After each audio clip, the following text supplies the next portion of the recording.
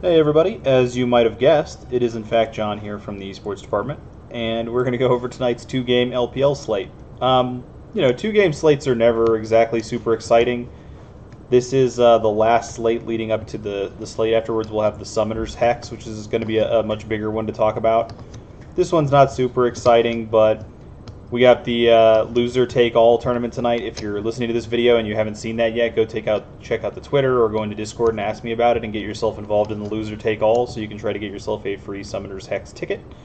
Definitely would love to see somebody from the esports department get that thing and take it down. So tonight's slate we have WE minus 650. They're 6-3 on the season, playing up against LNG plus 375. They're 2-7 on the season. LNG going with a Wandy or El Wandy this time. I don't think he's been the better of their two supports, but you never know. They are plus 375, which I think is to kind of be expected. WE's looked very hot this season. They have a couple rough losses, but in general, I think WE has looked really, really hot. Against winning teams, WE is 3-3, which is pretty good. LNG is 2-4 against winning teams, which is kind of surprising. Only 2 wins on the season, both of them against winning teams, where they're 0-3 against losing teams. A little bit bizarre. In the gold per minute, 1774 to 1637. Gold differential is plus 50 to minus 200. First blood and first turret. More first turret for WE, more first blood actually for LNG. Their dragon percentages are 56 to 42, and at 15 minutes it is minus 285 for WE, worth noting, and minus 1400 for LNG. So, as we've talked about, WE is a team that is one of those teams that wins those mid-game team fights and late-game team fights. They're very good at picking, scaling team fighting compositions. They'll put Jumeng on an Aphelios or Teacherma on a Galio, something like that, and they're very good at being there for each other when the big fight breaks out, the skirmishes around the dragons and things like that.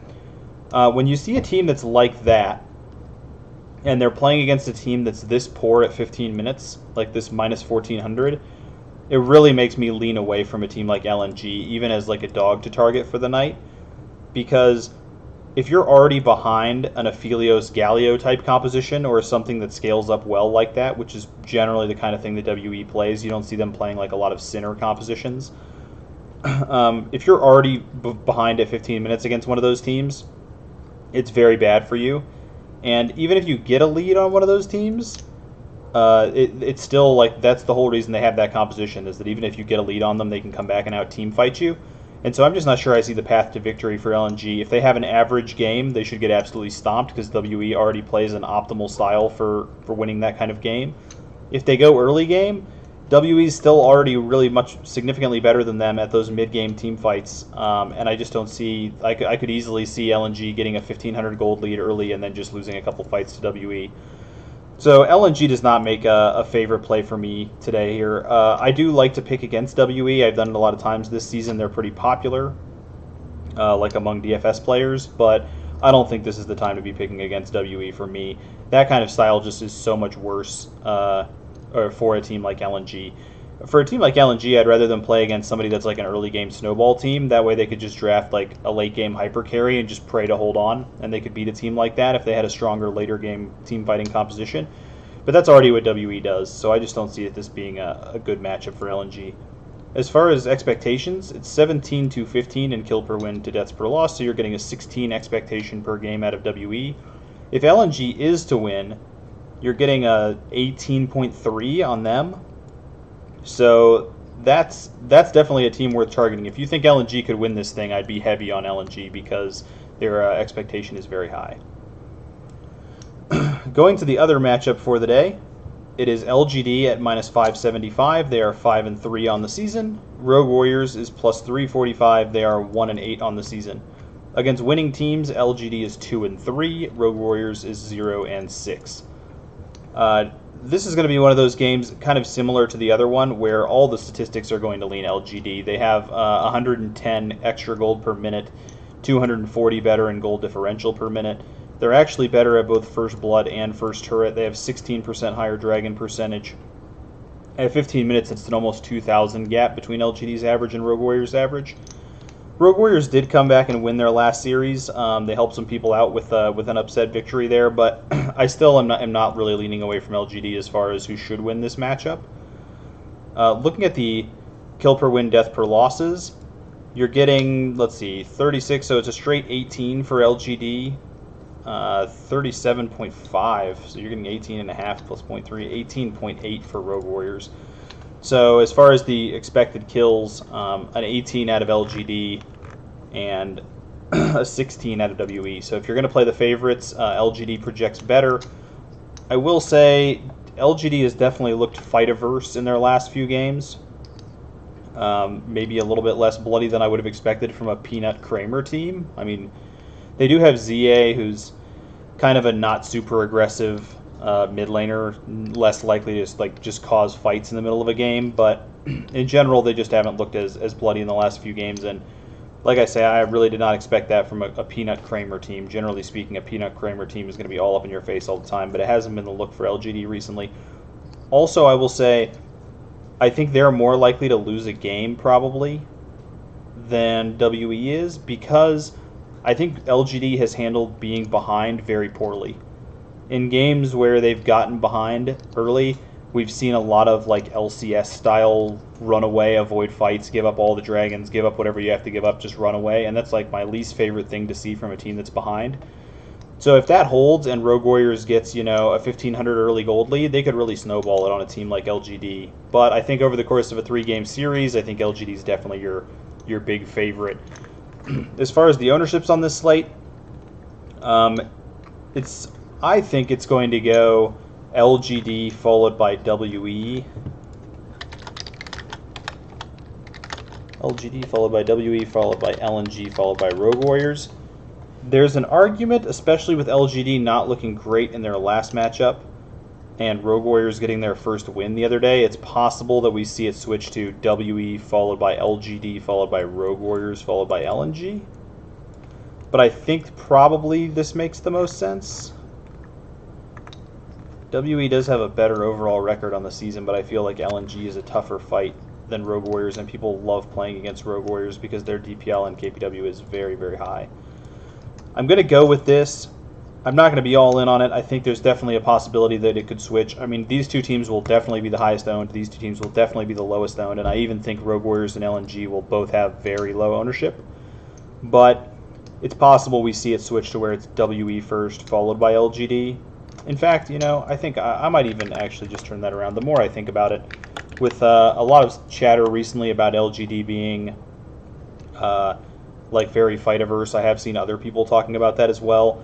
People might lean away from LGD and towards the WE because they usually reward you for being on WE when they win. So I'll go WE, LGD, Rogue Warriors, and LNG lowest owned. Possibly some people sprinkling into the Rogue Warriors camp after a bad performance last time out from LGD. Looking at cash games for this slate.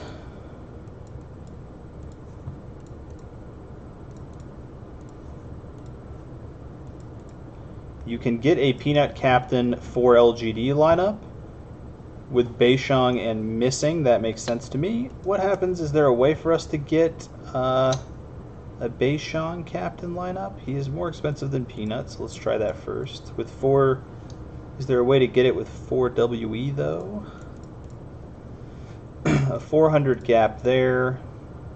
Get rid of all these people that shouldn't actually be in the pool.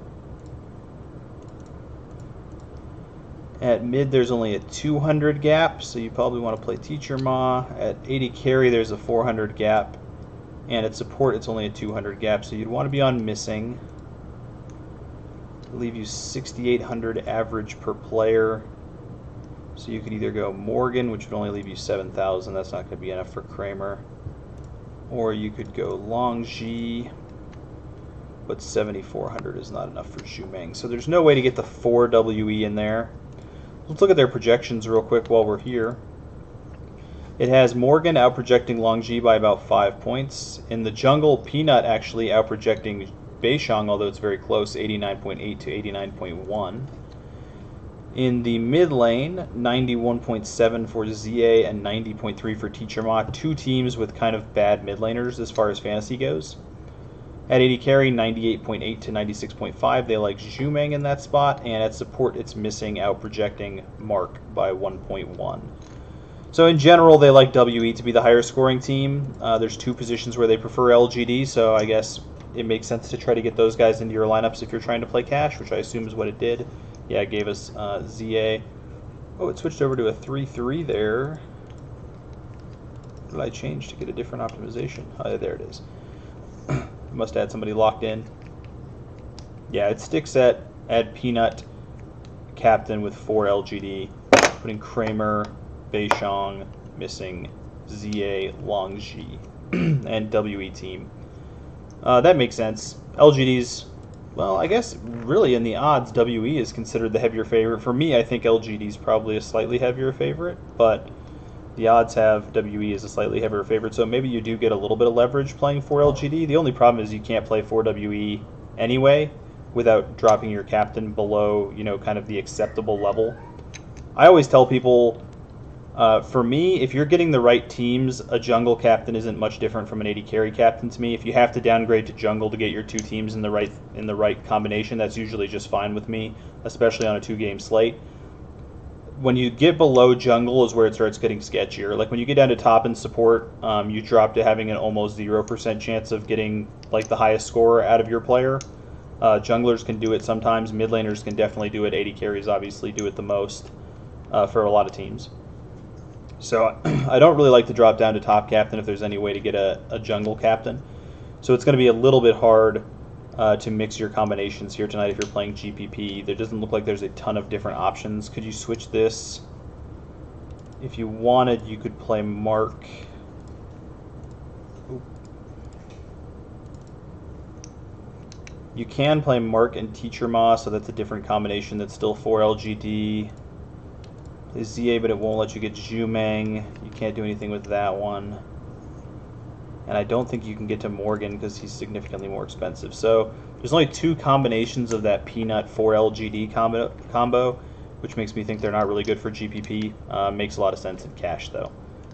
So that's pretty much where we're at for this slate, guys. It's definitely a bit of an interesting one, whether you go out on the limb with some Rogue Warriors or you try to take a shot on LNG or you just look for maybe a lesser-owned combination of WE and LGD. You'd probably have to go with something like a 3-3 if you're trying to get a lower owned combination. Is there a way to get like a little Beishong maybe? If you go down to Longji, you save 400. You go down to Kramer, you save 400. Not quite enough there with the Beishong. You'd have to switch Beishong over to Peanut Captain. One thing to note, and I should start talking about this stuff more in my videos, because of the way that this plays out, like salary-wise, if you're trying to get LGD and WE together, it's very hard to get Zhumeng. We were just looking at these different combinations, and they all have Kramer in them because Kramer is 400 less than Zhumeng, and it just barely fits salary-wise. So if you're trying to get a good lineup here, it's hard to fit Zhumeng in your lineup, which just makes me more likely to try to find a way to fit Zhumeng. This happened last night with Knight. I didn't play anything like the lineup that ended up winning last night, but I did play a lot of weird 3-3s that had Knight in them because the 4-2 combinations of the 2 favorites were very hard to fit Knight into. So I figured you're definitely going to get, if Knight has a ceiling game, then all these different 4-2 combinations can't fit him, and so you could maybe sneak it in with a 3-3. I don't like playing the 3-3s, but when I see a situation like this with Zhumeng, and it's also the same with Morgan, when I see a situation with Zhumeng and Morgan both being very hard to fit into the 4 stacks, that makes me want to try to look for weird ways that I can fit Zhumeng and Morgan in my lineups. So that's all for me tonight, guys. I will talk to you later. I hope everybody has a good rest of the day, and good luck. Make sure to enter the loser take all. I'll see you in the Discord and see you on Twitter.